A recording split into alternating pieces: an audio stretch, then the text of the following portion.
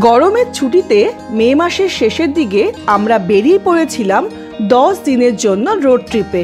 ঘুরে দেখলাম কর্ণাটকার বেশ কয়েকটা জায়গা, হিস্টোরিক্যাল প্লেস, বিখ্যাত মন্দির, অপূর্ব সমুদ্র সৈকত আর পাহাড়, সব মিলিয়ে আমাদের রোড ট্রিপটা কিন্তু দারুণ কাটলো। হ্যালো এভরিওয়ান, আমি Priyanka, welcome to my channel. চলে এসেছি নতুন একটা ট্রাভেল সিরিজ নিয়ে। তবে চলুন শুরু করা যাক এই ট্রাভেল সিরিজের প্রথম পর্ব। এবারের রোড ট্রিপে আমরা গেছিলাম বিজাপুর, বাদামি, গোকর্ণা, উডুপি, চিকমাঙ্গলুর মতো বেশ কিছু জায়গায়। যদি আমার এই ট্রাভেল চ্যানেলে আপনি প্রথমবার এসে থাকেন তবে চ্যানেলটিকে সাবস্ক্রাইব করে পাশে থাকবেন। প্রথম দিন আমরা গিয়েছিলাম হায়দ্রাবাদ থেকে বিজাপুর। প্রায় সকাল 7টা নাগাদ আমরা বেরিয়ে পড়েছিলাম। হায়দ্রাবাদ থেকে বিজাপুরের দূরত্ব প্রায় 379 কিলোমিটারের মতো। সময় দেখাচ্ছিল 7 ঘন্টা 40 মিনিটের মতো। কিছুক্ষণ পরেই শহরের কোলাহল ছেড়ে আমরা উঠে পড়লাম হাইওয়েতে।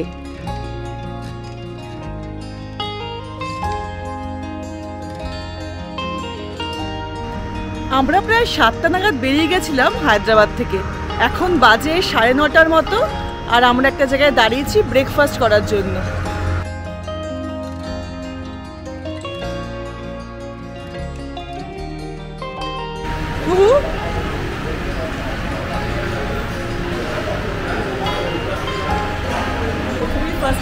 খাইয়ে নেব, তারপরে আমরা ব্রেকফাস্ট করব। ব্রেকফাস্টে অংশু খেলো মশালা ধোসা আর আমরা খেলাম লুচি তরকারি। সকাল বাজে সবে 9:30 কি 10টা, আর বাইরে প্রচণ্ড গরম। এত গরম তাই আর চা খেলাম না। বেশ কয়েকটা ঠান্ডা জলের বোতল নিয়ে আবার উঠে পড়লাম গাড়িতে। সকালে ওঠার জন্য এতক্ষণ কিন্তু অংশু আর কুহু ঘুমাচ্ছিল। ব্রেকফাস্টের পরে আর কোনো ঘুম নেই, দুজনেই রাস্তা এনজয় করছিল। আমরা হায়দ্রাবাদ থেকে সোলাপুর হয়ে বিজাপুর গিয়েছিলাম। হায়দ্রাবাদ থেকে সোলাপুর যাওয়ার জন্য গিয়েছিলাম NH 65 দিয়ে। সোলাপুর থেকে বিজাপুর অবধি গিয়েছিলাম NH 52 দিয়ে। পুরো রাস্তারই রোড কন্ডিশন খুব ভালো ছিল। রাস্তার দুই দিকের প্রাকৃতিক সৌন্দর্য দেখতে দেখতে আমরা এগিয়ে চললাম বিজাপুরের দিকে।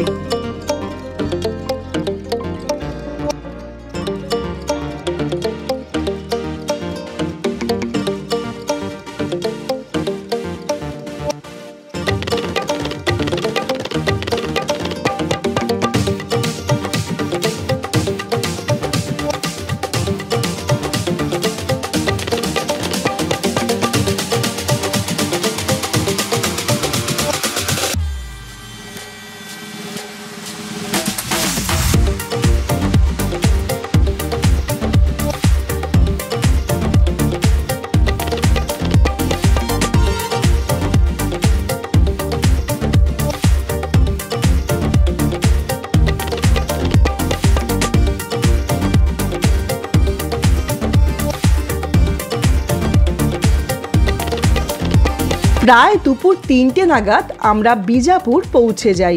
লাঞ্চের সময় হয়ে গেছিল, তাই আমরা একটা হোটেল দেখে ঢুকে পড়েছিলাম। প্রথমেই আমি কুহুকে খাইয়ে নিলাম। কুহুকে খাওয়াতে খাওয়াতেই চলে আসে আমাদের দুপুরের খাবার। দুপুরে অর্ডার করেছিলাম চিকেন বাটার মশালা আর বাটার নান।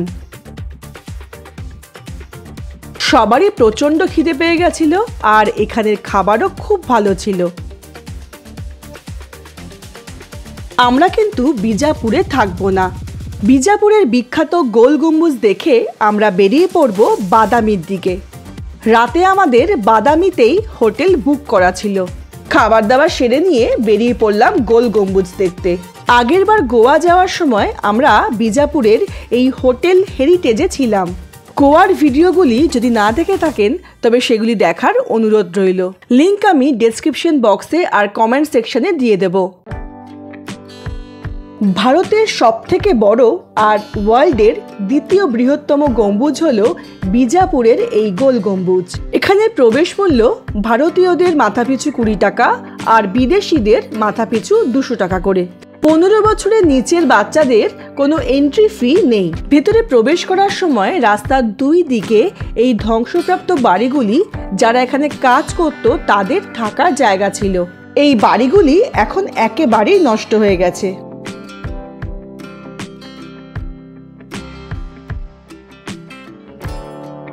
পিচের লম্বা টানা রাস্তা আর রাস্তার দুই দিকে সমান মাপের বেশ বড় বড় গাছ রয়েছে। চারিদিক একেবারে সবুজে মোড়া। পুরো রাস্তাটাই খুব সুন্দর লাগছিল।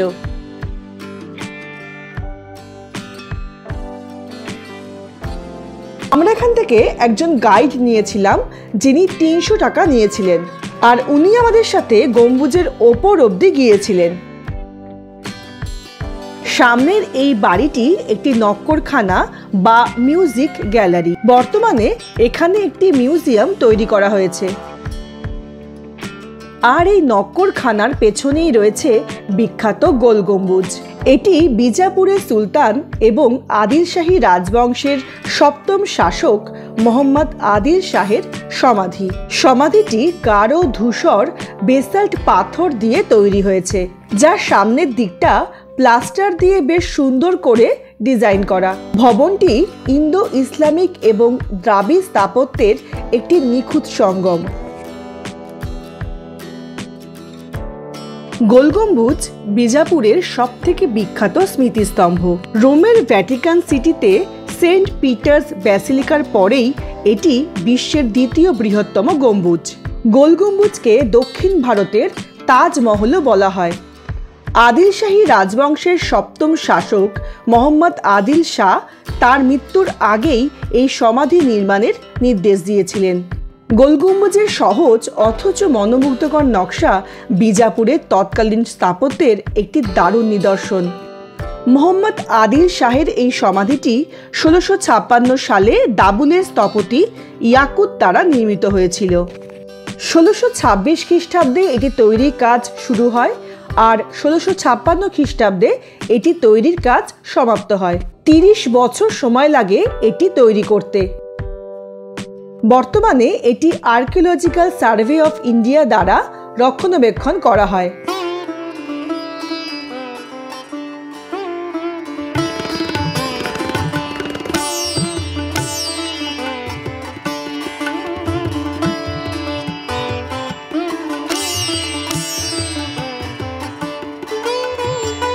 বাইরে জুতো রাখার জায়গা রয়েছে, সেখানে জুতো রেখে আমরা ভেতরে প্রবেশ করলাম।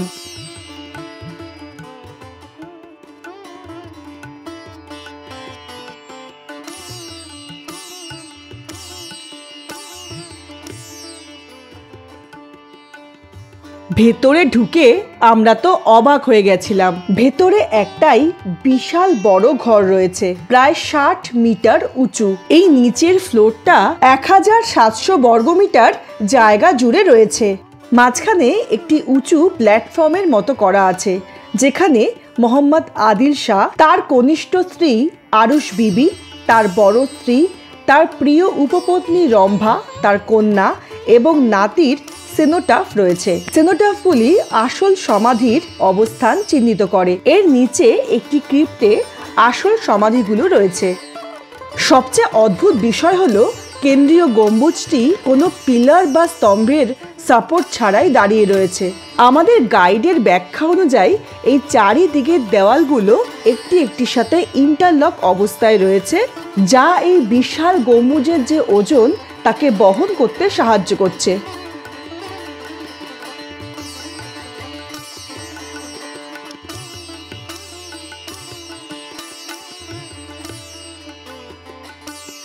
গোল গম্বুজের একদম ওপরে ওঠা যায়। 7 তলার মিনারে সিঁড়ি করা আছে, সেই সিঁড়ি দিয়েই আমরা ওপরে উঠলাম।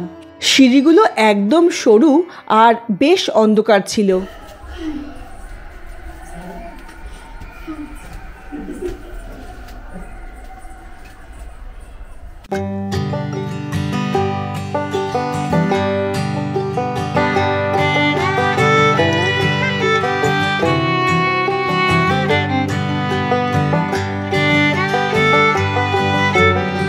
ওপর থেকে নাকি পুরো বিজাপুরটাকেই দেখা যায়।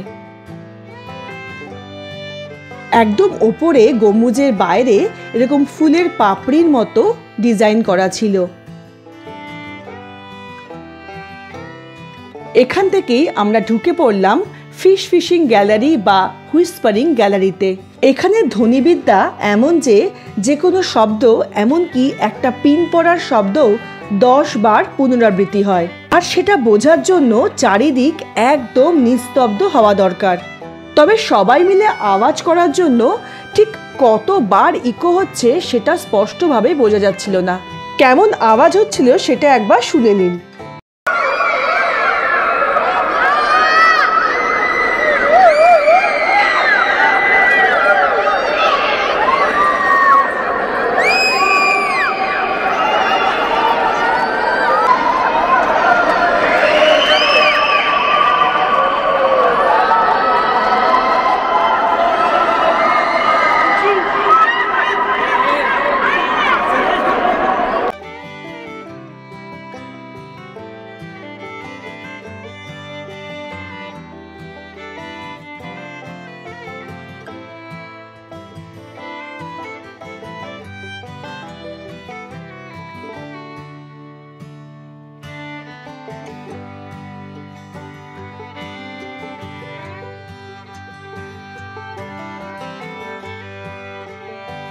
গোলগুম্বুজের একদম পাশে একটা মসজিদ রয়েছে, আর সেখানেই একটা ময়ূর দেখতে পেয়েছিলাম।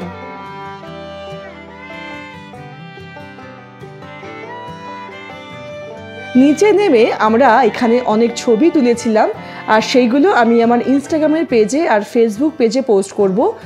সেই ছবিগুলো দেখে অবশ্যই জানাবেন কেমন লেগেছে। বাইরে খুব গরম, তবে গম্বুজের ভেতরটা একদম ঠান্ডা ছিল। আমরা বেশ খানিকটা সময় ভেতরে কাটিয়ে বেরিয়ে পড়লাম বাইরে। গোলগম্বুজকে ঘিরে চারিদিকে সবুজে মোড়া সুসজ্জিত বাগান রয়েছে। এরকম অপূর্ব সুন্দর স্থাপত্যের সামনে দাঁড়িয়ে নিজেকে ভারতীয় বলতে গর্ববোধ হয়।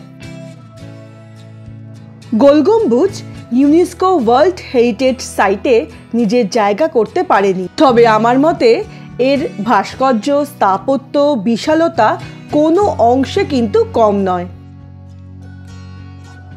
এই পুরো জায়গাটা ভালো করে ঘুরে দেখতে কম করে 2 ঘন্টার মতো সময় কিন্তু লেগে যাবে। জায়গাটি সকাল 10টার থেকে বিকেল 5টা অবধি খোলা থাকে। 5টার পরে কাউকে আর ঢুকতে দেওয়া হয় না। 6টার সময় জায়গাটা একেবারে বন্ধ করে দেওয়া হয়। আমরা 1 কাপ করে চা আর বাচ্চাদের ফ্রুট জুস খাইয়েই গাড়িতে উঠে পড়েছিলাম। তখন বাজে প্রায় সন্ধে 6:30টার মতো। আমরা এগিয়ে চললাম বিজাপুর থেকে বাদামির দিকে। বিজাপুর থেকে বাদামির দূরত্ব প্রায় 121 কিলোমিটার। সময় দেখাচ্ছিল 2.5 ঘন্টার মতো।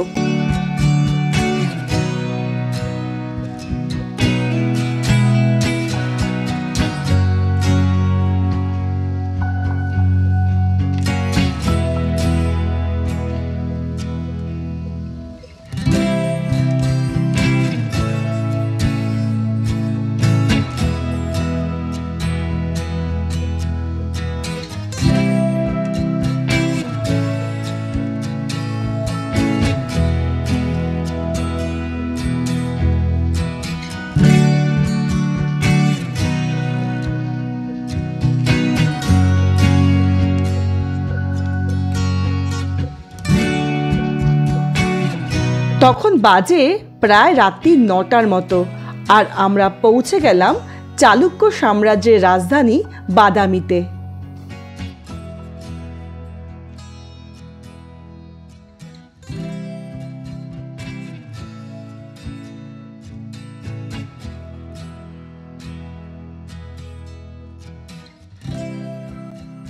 আমরা ছিলাম কর্ণাটকা গভর্নমেন্টের হোটেল ময়ূরা চালুক্যাতে। আমরা 2 রাত্রি থাকবো এখানে।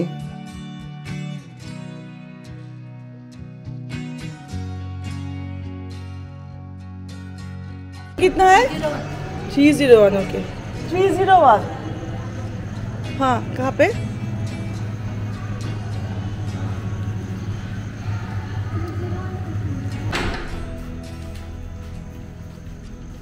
ছুটে বাইরে খোল।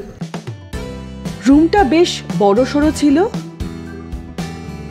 ঢুকেই সামনে বসার জায়গা, ডাবল বেড, সাইড টেবিল,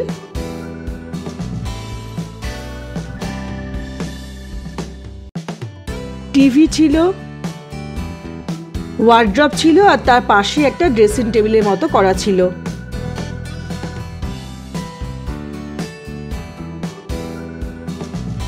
পুরো রুমটাই বেশ বড়সড় আর খুব পরিষ্কার পরিচ্ছন্ন ছিল।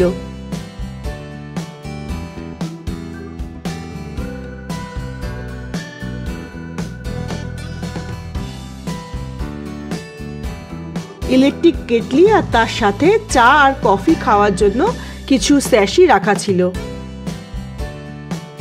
সারাদিন এত জার্নি করে বেশ টায়ার্ড লাগছিল। অংশু তো গিয়ে শুয়েই পড়ল। রুমে ঢোকার আগেই আমরা ডিনারটা অর্ডার করে দিয়েছিলাম। রুমে বসেই প্রথমে কুহুকে খাইয়ে নিয়েছিলাম। খাওয়াতে খাওয়াতেই ফোন এলো যে ডিনার রেডি হয়ে গেছে।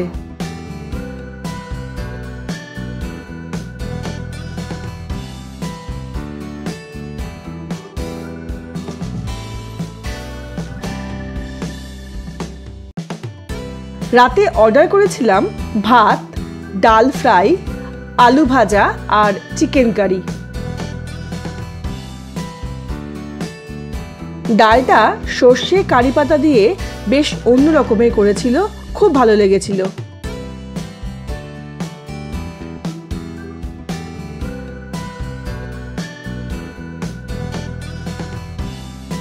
চিকেনের ঝোলটা বেশ হালকা কিন্তু খুব সুস্বাদু ছিল খেতে। চটপট ডিনারটা সেরে নিয়ে আমরা শুয়ে পড়েছিলাম। কালকে সারাদিন ঘুরে দেখব চালুক্য সাম্রাজ্যের রাজধানী বাদামি আর তার আশেপাশের বেশ কিছু জায়গা। আপনাদের এই প্রথম পর্বটা কেমন লাগলো সেটা কমেন্ট করে কিন্তু অবশ্যই জানাবেন। চ্যানেলটিকে সাবস্ক্রাইব করে পাশে থাকবেন। ভিডিওটি দেখার জন্য ধন্যবাদ। খুব তাড়াতাড়ি ফিরে আসবো পরের পর্ব নিয়ে। ভালো থাকবেন। নমস্কার।